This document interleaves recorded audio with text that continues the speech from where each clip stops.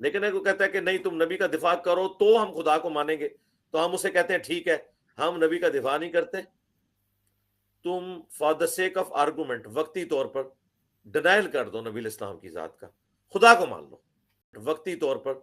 Denial کر دو نبی الاسلام کی ذات کا، خدا کو مان لو۔ منکرین خدا جب حضور علیہ الصلوۃ والسلام پر اعتراضات کرتے ہیں تو مرزے نے ان کے ساتھ بات کرنے کا طریقہ بتایا کہ ٹھیک ہے وقتی طور پر تم کہہ دو کہ ٹھیک ہے آپ علیہ الصلوۃ والسلام کا تم انکار کر دو، خدا کو مان لو۔ اب کسی کو یہ کہنا کہ تو حضور علیہ الصلوۃ والسلام کا انکار کر دے، یہ کفریہ کلمہ ہے۔ اگر مرزے کے شاگرد یہاں حکمت بتانے کی کوشش کریں، تعویل کرنے کی کوشش کریں، تو کیا اولیاء کی عبارات میں تعویل نہیں ہو سکتی جن کو مرزا آئے دن اچھالتا رہتا ہے؟ اگر کسی اور نے یہ طریقہ بتایا ہوتا اور مرزے نے اس کو نہ ماننا ہوتا تو مرزا طوفان کھڑا کر دیتا، سوالات اٹھاتا کہ کیا کسی صحابی نے ایسے آدمی سے بات کرنے کے لیے یہ طریقہ اختیار کیا؟ اور مرزا بار بار پوچھتا کہ کیا ابو بکر و عمر عثمان و علی رضی اللہ تعالی عنہم نے کسی کافر کو اسلام کی طرف دعوت دینے کے لیے یہ طریقہ اختیار کیا؟ لیکن چونکہ اب یہ بات مرزے نے خود کی ہے، اب اس پر کوئی سوالات نہیں اٹھیں گے، اب اس پر مرزا کی طرف سے کوئی فتویٰ نہیں لگے گا۔ لیکن جب اولیاء کی عبارات پر بات ہوتی ہے اور کوئی تعویل کرنے کی کوشش کرتا ہے تو مرزا کہتے ہیں یہ جھوٹا دفاع کر رہے ہیں۔ اب مرزے کے شاگردوں کو چاہیے بغیر تعویل کے یہ بات ثابت کریں، دفاع نہ کریں۔